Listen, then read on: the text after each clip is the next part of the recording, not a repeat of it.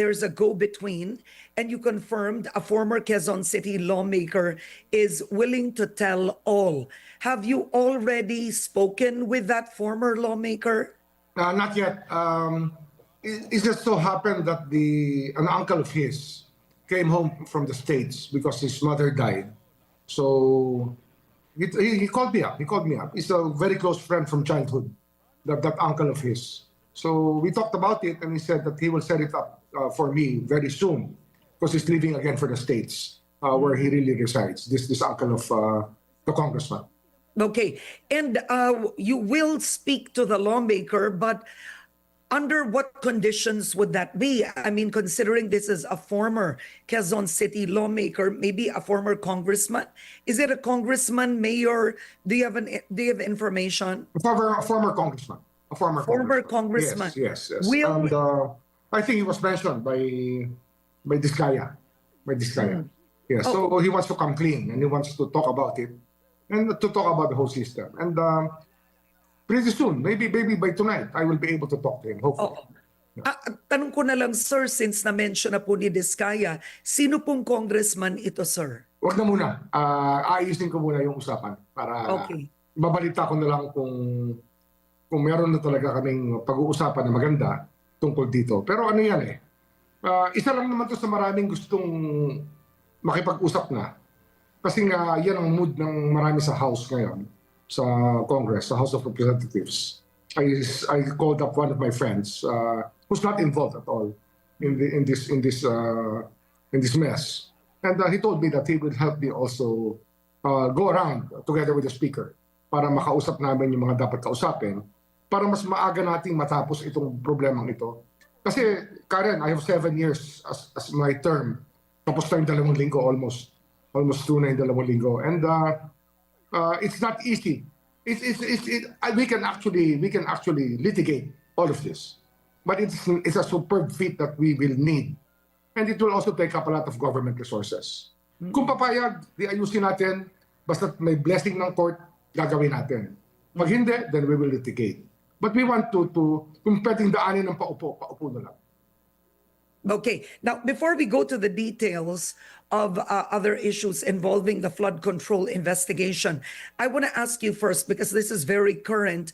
Have you received an update already about the fire at the DPWH Bureau of Research and Standards building? Is it possible that it's arson? Was this deliberate? Ano yan, the NBI has gotten back to me already on this. And they gave me a report that everything is under investigation. Kasi nga, arson is not easily traceable at first glance. So we will know very soon. Kasi nga, arson, you have to do it within a 48-hour period para ma-examine mo yan, or maybe 72 at the most. Para malaman mo, para hindi masira yung site kung saan nangyari. Kasi nga, if it's a crime, scene of the crime, kasi umuulan ngayon Water can destroy it pagka umulan ng husto. Kaya ongoing ngayon ang analysis ng building, yes. Okay, but do you suspect it to be deliberate? Well, that building is used to test materials And actually, yung sa payroll ng budget, may 1% na binibigay dyan sa mga tao dyan. Kasama yan sa web of relationships and corrupt relationships. Kasama sila. So we want to know. We just want to know. Kasi nga, baka mamaya pinapasan nila yung mga materials na inferior kasi they're supposed to be the one overlooking this. And this is one of the ways to cut costs on projects, to make room for graft. Kaya titignan natin. It's just a possibility na dapat kasi rito, medyo malikot din ang isip mo Hindi pwedeng aanga-anga. Because when it's done, it's done. Wala ka na magagawa pag nawala ang ebidensya. Okay. Now, you've also set a 60-day deadline for preliminary investigation on control cases. This includes the flood control cases. This includes Bulacan, Oriental Mindoro. Now, 60 days we're talking just about 2 months. Yes. How is your office going to ensure this deadline is met? And number 2, do you think it's even achievable? It is. It is achievable, Karen, because that's the cases submitted to the Ombudsman by government offices. and by the ICI already contain the evidence needed. It's just a matter of validating some of the evidence and adding a little more to the case. Kasi nga, ang problema dati sa Office of the Ombudsman, laging isolated ang bawat unit. They don't work together. Ngayon, I'm forming a team na mula evaluation hanggang prosecution, alam na nila yung gagawin nila para nagkasundo na lahat na ito ang ating strategy sa dulong-dulo to litigate the case. Yeah. Yun ang pinakamahalaga. Just organize the team, litigate it well, file the right cases, and go for continuous trial. And I think the Sandigan Bayan has heard this more than enough from me. And I already actually had a conversation with the presiding justice asking that there be rules for continuous trial in the Sandigan Bayan para yung mga abogadong magagaling gumawa ng palusot to delay cases ay hindi naman naig dito. Oo. Pero what about ang kakulangan po ninyo sa tao, no? Kasi former Ombudsman Conchita Carpio Morales said one of the challenges of the Ombudsman's office is you lack personnel. We can hire people naman eh. We have the budget to do it, Karen. Okay. We have the budget to do it. And anyway, tomorrow we're going to the Senate for our budget hearing, and probably we will be requesting a little more to hire people.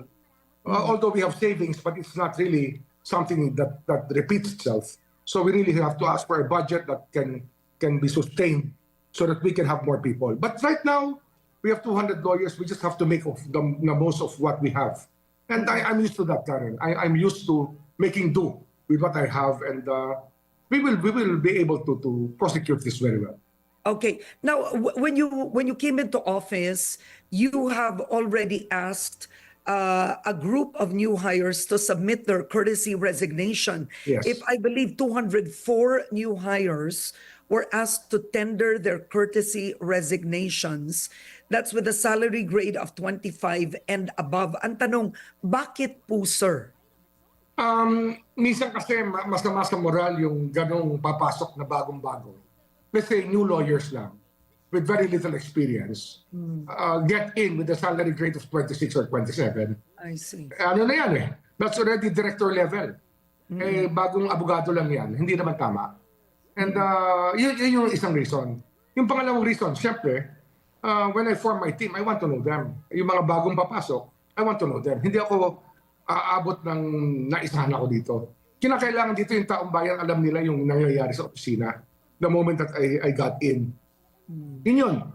There are so many of them who were hired in July and before July, before the retirement of the former ombudsman. And so, it's just that we have to be cautious about the people that we're hiring. And we want to know, maybe we can discover good talents there that we can use immediately.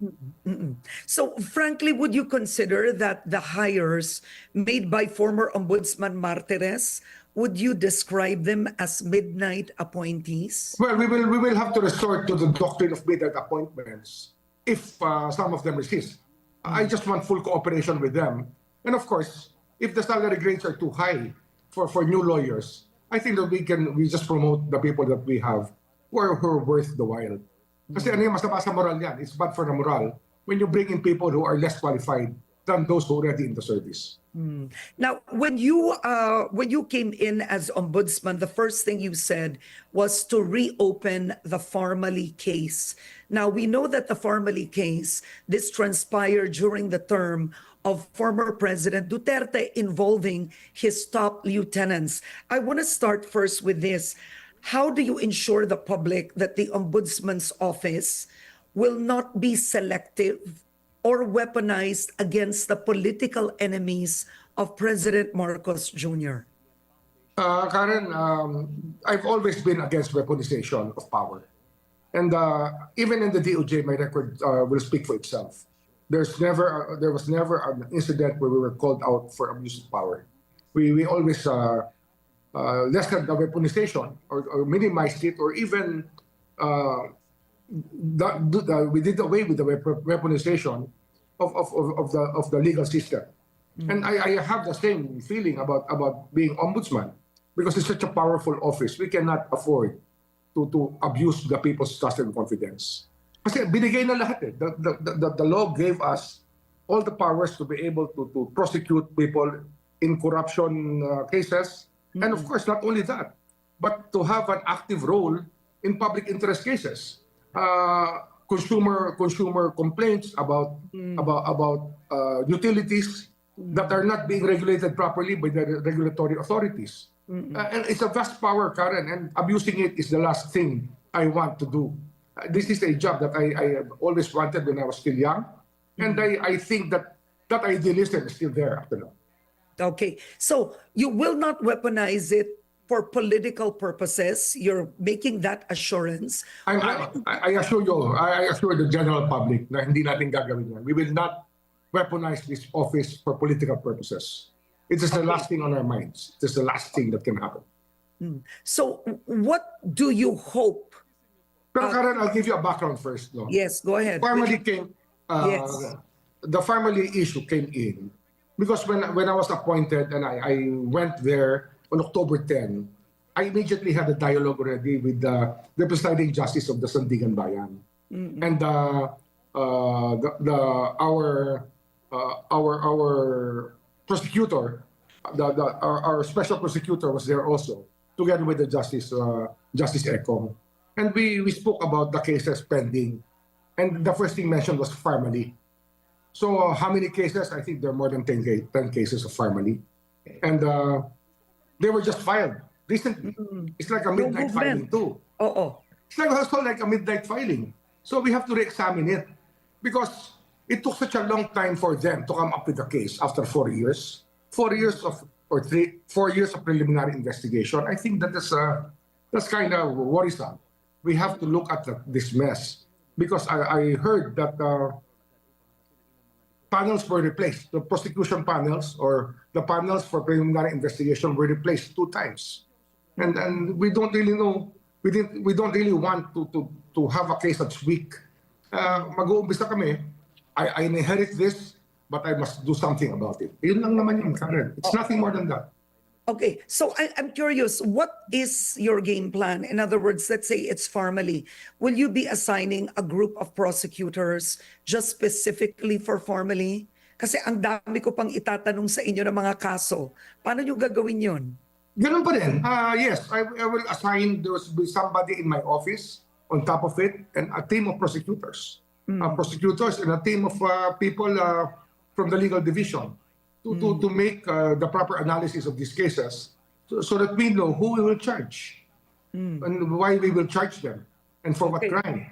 All right. Now, other than formally, the Ombudsman is reportedly looking into allegations involving Senator Villar, former DPWH Secretary, and Senator Bongo regarding the flood control issues. And what's interesting is Senator Bongo at one point was also implicated somehow with a formally case, right?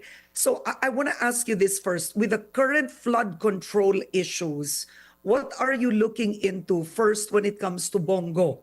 It is, of course, the construction company bearing his own initials and projects with the Discayas. Let's start from there. We're doing the study on that already. I assigned one of my people to make the legal study on the conflict of interest involved. When you have a relative contracting with government, and you are in the power, you are in a position to mediate or to grant favor. It's something that is natural and it's part of the law. Conflict of interest is always a part of the law on graft and corruption. Conflict of interest is something that is even mentioned in our constitution. That's why these are actually no-brainers, Karen. When people, it's the same cases as the contractors. And these contractors, most of them are allies of the administration. We are not here to pinpoint anybody, but it just so happened that the 2 controversies involved here would involve Senator Bongo. But there are controversies here within the flood control that involve Jesus Escudero. There are issues against Joel Villanueva. Marami tayong kaso, but we have to evaluate them one by one to see the right way to treat them. Kasi nga, some of them will really be controversial, and I consider some of these cases as the elephant in the room. One of the cases as the elephant in the room.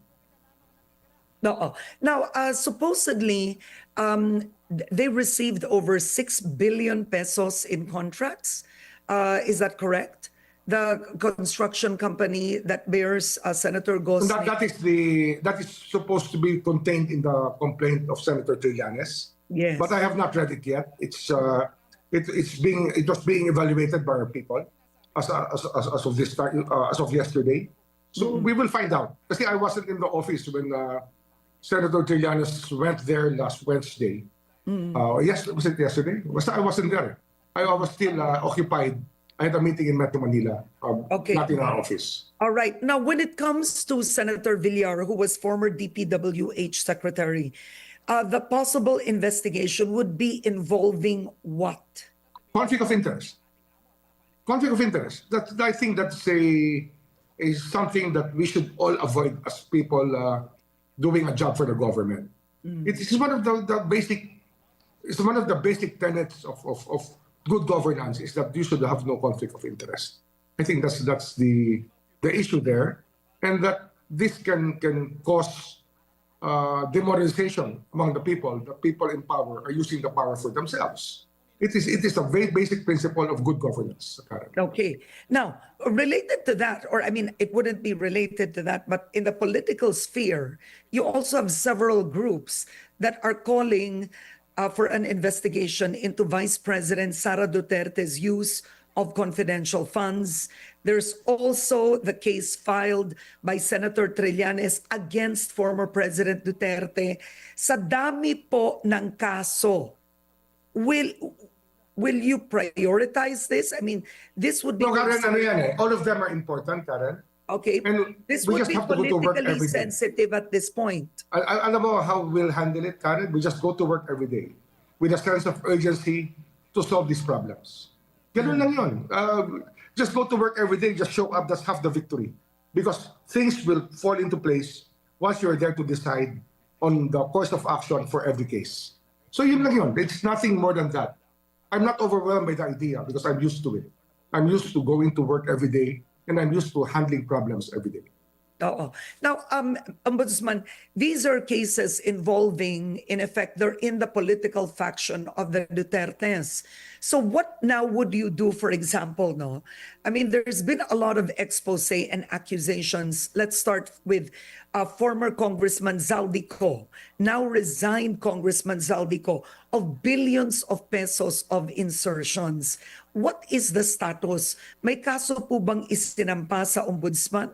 I think pending na yung freeze order na petition against Zaldy. It's pending in the Court of Appeals already.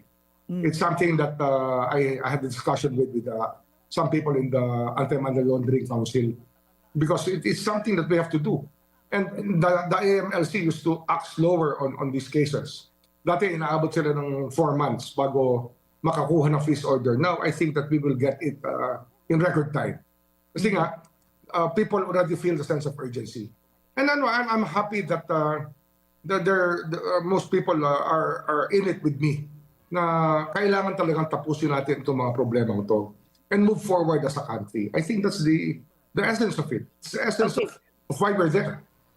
Yeah, but before moving forward, I think people really want accountability, right? Yes. And that's why you're going to be busy. But I just want to ask you first. So you have the Zaldy situation, but the Ombudsman is also tasked to investigate even sins of omission, right? When it comes to of course. government officials. What happens to former Speaker Martin Romualdez? I mean, clearly, they floated even the possibility of him becoming state witness, which was quite surprising in social media. But at some point, he just said, wala akong alam dyan. Hindi ako umupo sa bycam. Will the Ombudsman act on anything related to the former speaker, given that he was in charge in the 19th Congress when all of these insertions were made? The least that we can do right now is to study liability for sins of omission. That's the least. But actively, we're looking for evidence. Everything will be based on evidence, Karen. We cannot pursue a case without any evidence. I think that that is the way the justice system should work. That's why evidence gathering is so critical here. And we will get there. We are studying the legal theory behind the sins of omission.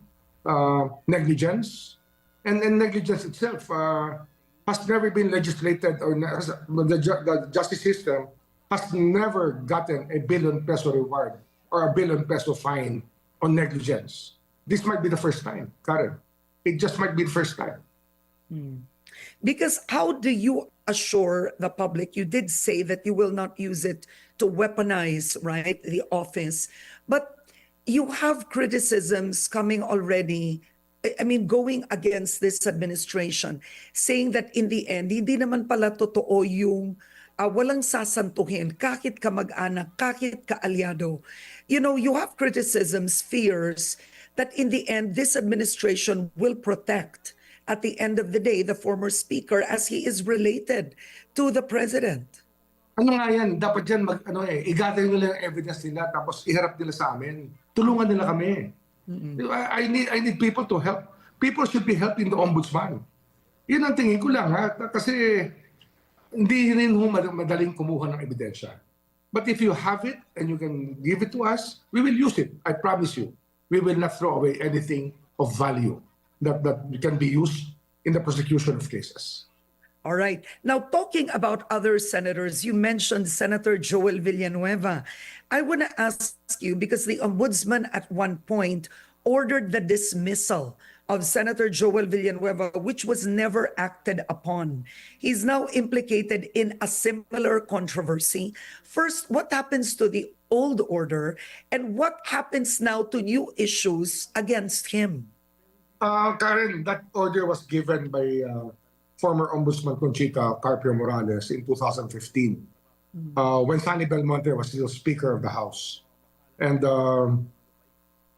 later on, the same order was given to the Senate President in 2016, and nothing came out of it. And I think that it is one of the things that the Supreme Court will have to decide eventually. What is the real power of the Ombudsman to dismiss people who fall under the House and under the Senate?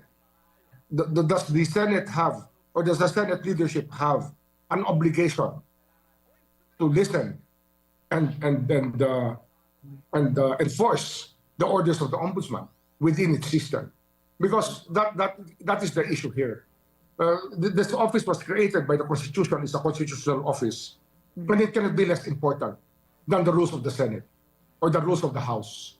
So at the time, the Speaker didn't dismiss him, and the Senate allowed him to sit down as a senator, even though he was already dismissed and disqualified from public service. This has to come to a head, and we are relying on the judiciary to come up with a pronouncement on this matter. Sinasabi ko nga, when I try to go after with these cases, I will always seek out the advice of the judiciary, because they're half the legal system that we have. Sila talaga yung dapat nagsasabi na ito ang dapat gawin dyan. O dapat dyan, dalhin nyo sa Comelec kung sasabihin nila para hindi na yan makaupo. But they have to lay down guidelines in this matter. They're not perfect. The judiciary is not perfect. But at least we have a working judiciary that can decide controversies of this magnitude. If I were to ask you, what do you believe is the power of the Ombudsman under the Constitution? Halimbawa, meron kayong inutos. It doesn't have to be Senator Villanueva. Kailangan ma-dismiss nakaupong senador. What do you believe kung ano ang tama?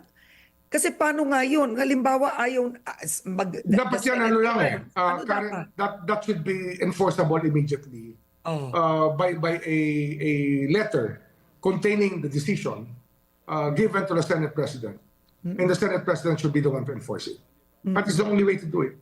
And then of course, I guess the person... We will try it now. Yes. We will try to enforce it now. We will write a letter to the Ombudsman, to the Senate President, ask him to enforce a long letter that was supposed to have been sent long ago, and ask him now to enforce that order, because that is the way it works. They have to respect. We have to respect each other here. We respect their rules. We respect the way that they conduct business. we respect the independence of the Senate. But the design of the government is that the Ombudsman is there to protect the people. And we all are there to serve the people. So it has to come to a head sooner or later. Okay, I want to make this clear because you're announcing something new today. Are you saying that you will write to Senate President Tito Soto, I guess, is it today or within the week, to immediately enforce? I will try to have it done today so I can deliver it to him tomorrow when I go to the Senate, because we have a budget hearing at the Senate.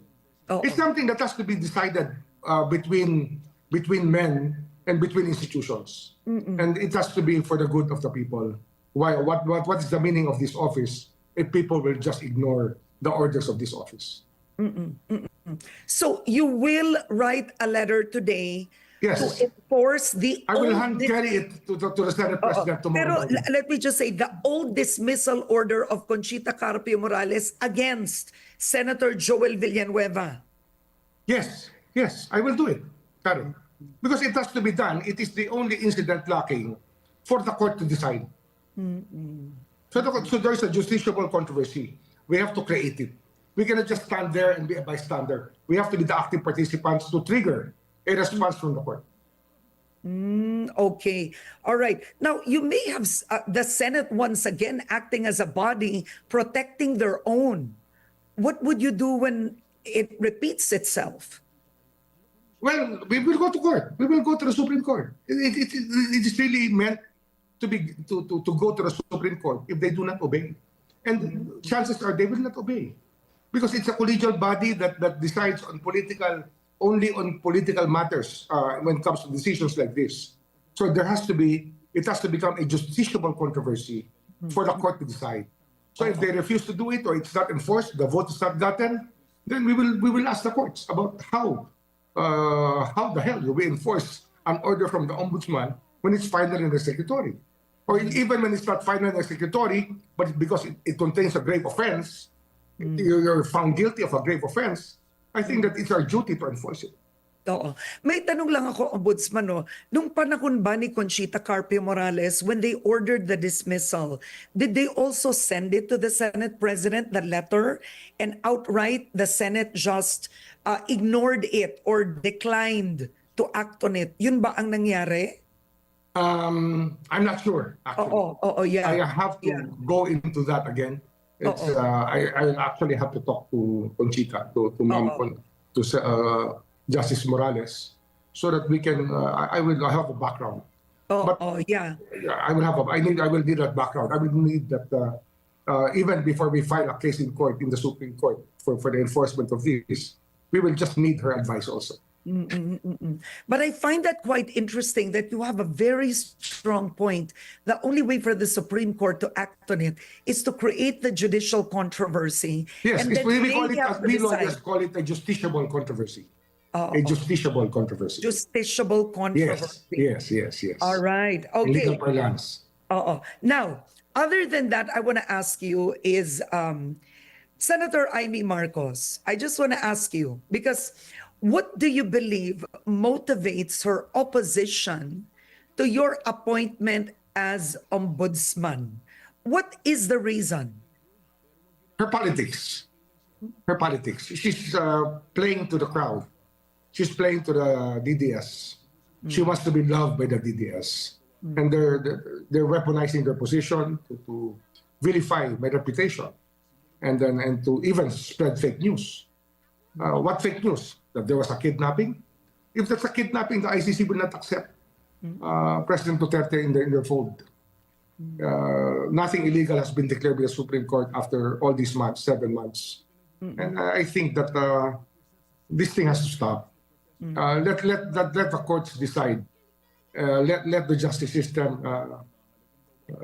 roll properly so that we know liabilities, how the liabilities will be treated by the ICC, because it's there already. Nothing can be done about it. Okay. Now, when it comes to the office, even before you came in as ombudsman, the office actually faces criticism on backlogs, digitalization delays, Of course, we talked about allegations of midnight appointments already, but be specific on the reforms so that you can reinstate institutional integrity and transparency in the office of the Ombudsman. Well, digitization is actually a must. Karen, I was speaking to the Deputy Ombudsman, and the one from Mindanao was present. Mr. Law was present, Andy Law.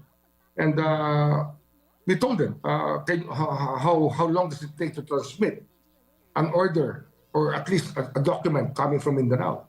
And he says, we have to personally carry it there. Oh. There's no digital instrument being used right now because, well, if I have it right, even the courts have accepted digital solutions already, and we already have e-filing. Then scanners are abound. We have scanners that can scan documents and make them, you just certify them as duplicate originals, and it can be done. But that's not been done. And that's why it's something that's so urgent. Digitization is so urgent because it is also a way to check on abuses. Yung aging ng documents will always be evident when you have a digital system. Wala pang digital system that will age the documents properly. So magkakadukay ka manually. And the space that it's taking up, the paper that's taking up the space in the office really is horrendous. We have to hire warehouses for it. We can hire the warehouses, but we will have to digitize all of these files. So institutionally, we will have a history of all the filings within the Office of the Ombudsman. But then there are so many global companies that already do this. Yes, I know. Is it part of your budget? Not yet, but we have savings. For special projects like this, I think we can utilize savings. We will just inform the DBM about the use of savings for this purpose. But it's something that we consider very urgent. And the deadline is yesterday, Karen, as I always say. If I were to ask you just offhand, because you've just been there 2 weeks, correct? Are you just there 2 weeks or 1 week? 2 weeks today. Today is the second week. Okay. Because I was there Friday last week. So this is our 14th day. Okay. If I were to ask you, and this is just offhand, what are the most high-profile backlogs that you have in the Ombudsman's office? Family is one of them. Family, it's major. I think it's major because the impunity didn't stop after that. I think that family was a symbol of impunity, that people are not afraid to get caught. Yeah. Yun eh. That's one of the most high-profile cases that I can think of. Joel Villanueva is a backlog that has to be cleared. Sabi ko, that's the elephant in the room. It's something that has to be resolved by the people, by the Supreme Court later on, if the Senate will not bow to the order of the Ombudsman in enforcing a valid order. Because if there's no TRO, there's no restraining order, or there's no, the court does not tell us that we cannot do it, then it is presumed valid. It's presumed to be a valid act of Ombudsman Conchita Carpio Morales. Now, alam ko may nag-file ulit ng kaso ng reklamo regarding Tarlac officials. Yes. Kampon lang yun, right? Yes. So, ano ang estilo po ninyo? How would you do it? All of this at Ano the na yan? same Nasa evaluation time? na yan. That's already in the evaluation stage. Okay. And the moment that they find probable, just not probable cause, but they find that there is a room for investigating it further, then we will go to the fact finding and then go to preliminary investigation. It can be a quick, one, Karen. We just have to validate the authenticity of the documents filed as evidence. Okay, because I'll read essentially what I think you've raised concerns on. Problems of inordinate delay. For example, complaint evaluation. You want to reduce the period from 72 hours to 48 hours. Yes. Is that actually feasible with the staff? It is feasible because it's just a document, Karen, that you have to evaluate. Okay. Why should it take more than 72 hours? Then let them answer that question. Pero kaya mo ibaba ng 48? That would be 2 days. 2 days. Dapat pwede na evaluation in 2 days. Okay. Yes. Okay, so 2 days. And nasabi mo na nga, yung fact-finding, you wanna Fact-finding, limit it yes. to Ang 60 days. fact-finding, Karen, or normally, yan ang tinatawag namin sa DOJ na case build-up. Oo. That's when the graph investigator,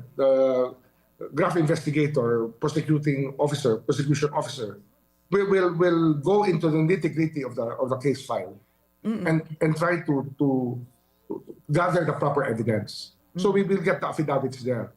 When the affidavits are complete and there's other evidence that can hold up in court, then we go to preliminary investigation. And the PI there are some PIs that took, like Farmally took a long time, 4 years to be filed. And it was only filed when I was about to enter the office. It was filed after the retirement of Ombudsman Martinez. Yeah. So we just have to make things work faster. There should be a sense of urgency here, Karen. Okay. Kasi yung preliminary investigation, it was allowable 1 year. Is that correct? Yes. And you want it Yes. down to 60 days? Yes, 60 days should be possible. It should be possible to do it in 60 days. Okay, all right. Now, very quickly, okay, the review of the Farmally case, the review of the charges, you're starting now. How many days are you giving the office? 2 weeks. 2 weeks? Yes. Okay, all right. And after 2 weeks, ano Then palagay mo because the cases are still being withdrawn now from it's not instant, Karen. I had to sign another document yesterday for the withdrawal of the cases. I thought that I signed one already. Then there's one more that I had to sign yesterday. The moment that the cases are withdrawn from the Ombudsman completely, from the Sandigan Bayan, then 2 weeks should be enough to look at the evidence that we have. That's presuming that all the evidence is intact. Okay. Yes. Now, the Senate and the lower house have proposed bills institutionalizing the ICI and giving it more power. Pero when I spoke with former Ombudsman Conchita Carpio Morales, technically, trabaho na daw yun ng Ombudsman. Exactly, Sarah. That's Yun what we sabi niya, do. moto proprio at Yes, baka yes. pangyarihan na ang Ombudsman. Yes. Well, the ICI will be doing its thing for the next 3 weeks to 1 month, I think. After which it will be wrapping up already.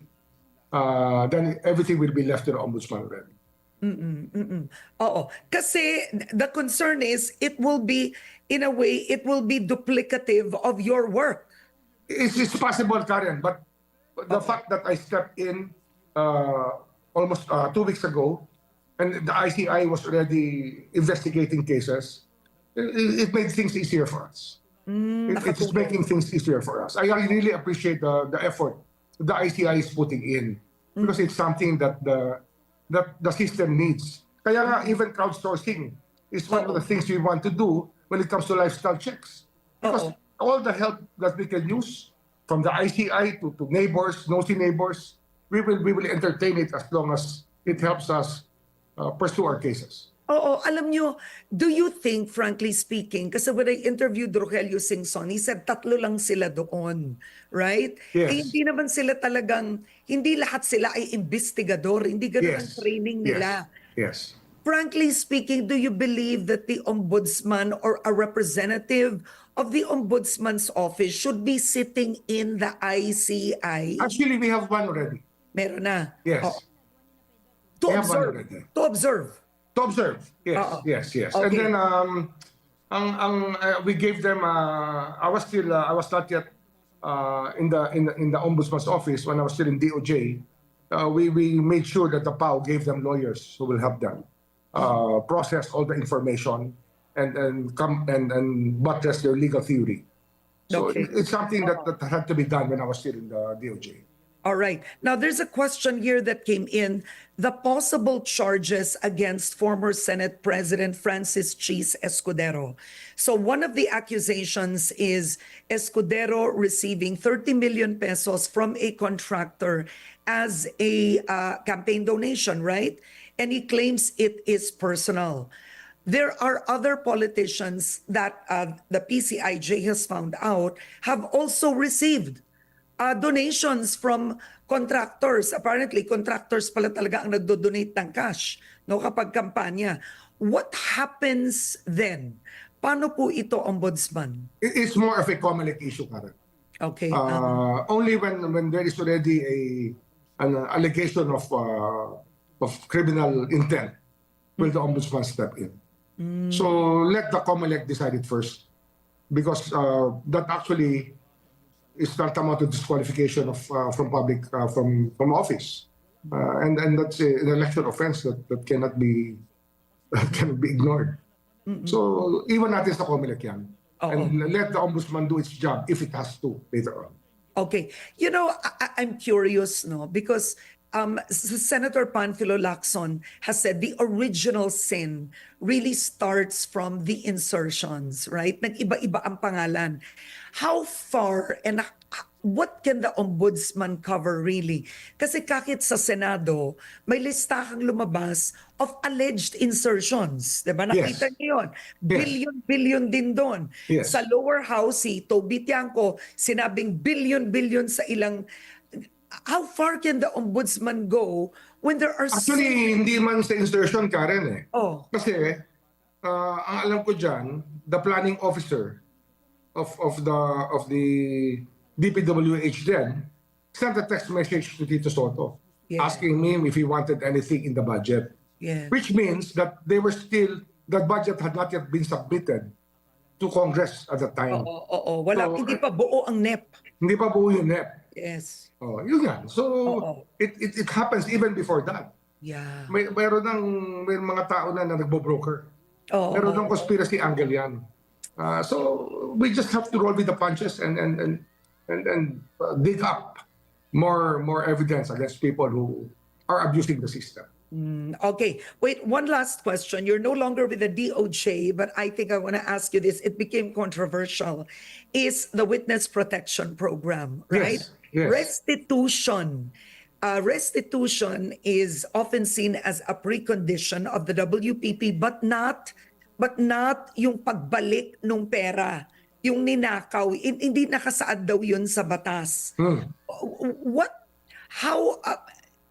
What other alternatives or legal mechanisms are there, right, for the state to recover stolen public funds? Karen, nasa civil code yan. Nasa civil code yan na ill-gotten wealth or accidentally procured wealth has to be returned. These are what you call the natural obligations that we have. But it is enshrined in the civil code. There are many laws supporting the fact that ill-gotten wealth should be returned. Hindi lang naman yan sa Witness Protection Act. In the Witness Protection Act, we have a memorandum of agreement that we can enter into. And it also says in the Witness Protection Act that we will draw up the rules for the admission of witnesses. And then restitution is one of them, Karen. It's just a natural obligation that has to happen. Ang mamamayan natin, pag dinakaw mo na cellphone, Karen, tinawagan ka ng pulis, sasabihin sa'yo ng pulis, nahuli namin yung magnanakaw, punta ka sa presinto. Pagpunta mo ron, ang tatanungin mo, nasaan ang telepono ko? Pag nakuha mo yung telepono mo, gusto mo pa magdemanda o hindi na? Do you still want to be bothered or not? Isn't that how people feel about it?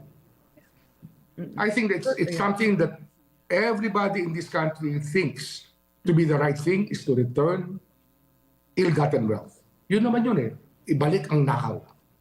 I think it's a basic postulate of good governance. Yeah. Actually, you made a really good example there about the cell phone. Yes, exactly. Ganun talaga in daily life. Yes. Pag maghirap ka, presinto ka kagad. Diba? Ibalik mo. Oo. Bakit iba kapag malaki ang ninakaw? Exactly. Di ba? Dapat isoli talaga yan. Alam mo, Karen, pagka napanis yung kaso, sa bandang dulo, wala ka na makukuha. Mauubos lahat yan pag hindi mo kinuha yan. Pag hindi mo pinabalik. I-freeze na nga natin. Kaya nga fini-freeze natin yan eh. Asset preservation is one of the means to do it for the final judgment. But if you can recover it earlier, so much the better. All right. On that note, I want to thank you so much for joining me today. Is there anything else you would like to announce, sir, before we go? Wala naman akong announcement dito. Basta sa akin, we go to work every day. God willing, we will be able to go over all the cases that need attention by the Office of the Ombudsman. Yun po, public service. I mean, it's something that I've always wanted to do, and I'm happy to be here serving as the Ombudsman. No, I wanted to say also, are you changing also the way the Ombudsman communicates with the public? Because I think you are the most, I mean, for now, you are the most vocal, accessible to the media in terms of what's going on inside. And maybe the second would be Conchita Carpio Morales. But so far, you've been doing press cons every day or every other day. Ano yan eh, Karen, I've always had the knack for reinventing positions. Everything that I come across with, pag ako nalagay sa isang lugar, I tend to reinvent it in the way that I think is right. And I think that if you are going to protect the people, they have to hear from you. Kasi sinasabi yung Ombudsman, protector of the people. Diba? Defender of the people, protector of the people. It's ano yan eh. It's something that you have to be visible, I think. It's something that has to happen to balance out the unscrupulous elements of government and society. Yes. Oo. Because there's been an image that the Ombudsman's office many years ago is inaccessible to ordinary people. Parang protektado, mahirap awayin ang nakaupo sa pwesto. How would you change that image sa ordinaryong tao na pwede silang magreklamo sa Office of the Ombudsman? Yes. Yung public interest, yung public yung public assistance center namin, will be the ones receiving all of these complaints. They're also the ones on top of the SALN issuances. Sila rin ang maglalabas sa SALN. Meron na kaming ganun. May plano na kami dyan. Kasi nga, we want the office to receive complaints and process them from consumers, from people who were wronged by people, for government officials who are not doing their job, from the basura that accumulates everywhere, with the mayors not doing anything. I think this is why this office was created, because out of frustration, Karen, that the whole legal system and the whole political system can sometimes fail. Kaya nila niligay yung Ombudsman. At least that's one of the most intelligent things that the framers of the Constitution did in 1987. Ito, quick na lang ito, sir, the SALN. When you came into office, that's the first thing you said, right? And you now have senators, lawmakers who are releasing their SALN on their own. But let's say an ordinary citizen wants to see the SALN of the president, or how do they do it? Pwede ba yun? Well, we will have to ask them. Kasi ano yan Karen, we don't really want to invade privacy rights needlessly. Pero kung talaga may controversy, it can happen. But we will work from there, Karen. I think that it's something, it's a work in progress on how transparent can be. Kasi nga, we have to redact names of minor children, we have to redact addresses, we have to redact signatures, and other information that might be sensitive. Otherwise, I think that it's a transparency tool. And we will work on it. We will work on making it more transparent as the days go by. All right. On that note,